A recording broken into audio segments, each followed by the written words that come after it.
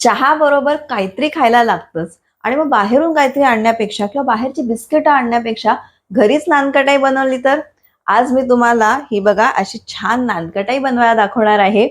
पण ह्याच्यामध्ये एक छोटासा ट्विस्ट आहे. ट्विस्ट असा आहे, की ही बघा ही छान सुंदर दिसणारी नानकटाई जी आहे, ती मी एअर फ्रायरमध्ये बनवली आहे. आणि जर का तुमच्याकडे एअर फ्रायर नसेल, तुमच्याकडे ओव्हन नसेल, काहीच हरकत नाही. कारण की ही बघा ही नानकटाई मी गॅसवर बनवली आहे आणि ही सुद्धा तेवढीच छान दिसते. ही बघा मागून ब्राउनिंग बघा किती मस्त झालंय. ही बघा किती छान दिसते. करायला एकदम सोपी आहे, मेहनत बिलकुल नाहीये. चार गोष्टी एकत्र करायच्या, मिक्स करायच्या आणि त्याची करायची. छोट्याशा काही टिप्स आहेत त्या फक्त तुम्ही फॉलो करा आणि घरी अशी छान नानकटाई तुम्ही बनवू शकता. तर चला आपण व्हिडिओची सुरुवात करूया. नानकटाई करायला सगळ्यात आधी चला आपण तूप घेऊयात. तर तुपाचं मेजरमेंट आणि बाकी सगळ्या इन्ग्रेडियंट्सचं मेजरमेंट मी तुम्हाला कपामध्ये आणि प्रॉपर ग्रॅम्समध्ये दिलेलं आहे. तुम्हाला सगळी इन्ग्रेडियंटची लिस्ट डिस्क्रिप्शन बॉक्समध्ये मिळेल. तसंच तुम्हाला स्क्रीनवर सुद्धा दिसेल. तूप घेतलंय त्याला मी फेटून घेतलंय थोडंसं. आपण थोडं तूप फेटल्यानंतर त्याच्यामध्ये साखर घालणार आहोत. तर आता ह्याच्यामध्ये मी पिठी साखर घालते. तुम्हाला बाजारातनं पिठी साखर मिळाली तर तुम्ही तशी आणा, नाहीतर घरातली जी साखर असते त्याला तुम्ही मिक्सरमधनं फिरवू शकता. बाजारातली आणलेली पिठी साखर पण कधी कधी असं होतं त्याच्यामध्ये गुठळ्या होतात, तर त्यामुळे तुम्ही तिला सुद्धा मिक्सरमधनं फिरवून घ्या आणि मग नंतर तिला सुद्धा एकदा चाळणीतनं काढा. म्हणजे तुमची जी पिठी साखर आहे ती छान पावडर्ड फॉर्ममध्ये येते. मग इकडे मी बीटरचा वापर करून छान बीट करते, जेणेकरून आपली नानकटाई छान लाईट आणि फ्लफी होईल. तुमच्याकडे बीटर नसेल तुम्ही हाताने करू शकता. हाताने थोडा वेळ जास्ती लागतो, बाकी काही नाही. पण आपल्याला मिश्रण छान एकदम असं फ्लफी होईपर्यंत बीट करायचं. मग ह्याच्यात घालणार आहे मी रवा. हा बारीक रवा आहे. त्याचबरोबर बेसन आणि ह्या सगळ्या गोष्टी ज्या आहेत त्या आपल्याला मिक्स करायच्या आहेत. तर त्याआधी मी थोडंसं चिमूटभर मीठ घातलंय. मीठ ऑप्शनल आहे. तुम्हाला जर का नसेल आवडत तर तुम्ही मीठ स्किप करू शकता. पण थोडंसं घातल्याने एक छान चव येते.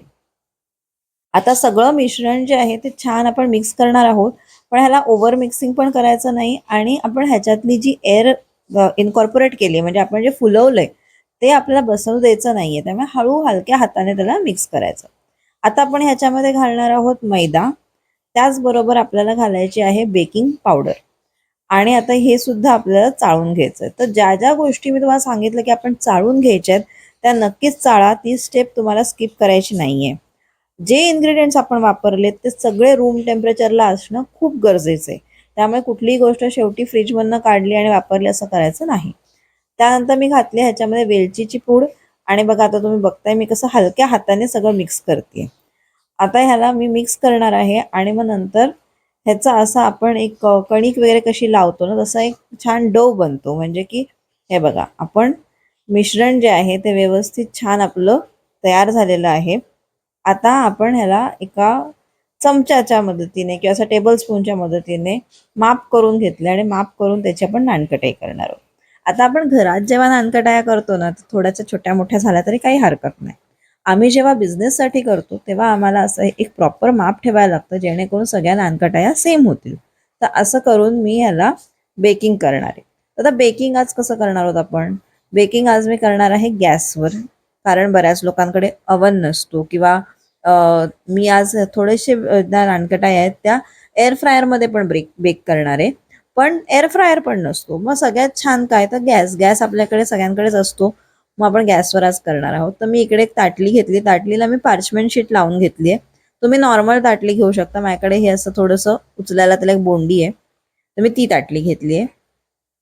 आता बघा मी वरती ना असं अंगठ्याने थोडंसं त्याला प्रेशर देते जेणेकरून एक असा मार्क तयार होईल आणि मग त्याच्यामध्ये मी पिस्ते घालते. तर इकडे तुम्हाला हवं तर तुम्ही अर्धा काजू लावू शकता, तुम्ही बदाम लावू शकता, पिस्ते घालू शकता. म्हणजे हे तुमच्यावर आहे की तुम्हाला काय करायचंय तसं तुम्ही करू शकता. आणि असं सगळ्या नानकट्या तयार झाल्या की ह्या आपल्याला बेक करायला ठेवायच्या आहेत. तर मी जी ही कढई घेतली ही 10 मिनिटं प्रीहीट केली एकदम बारीक आचेवर.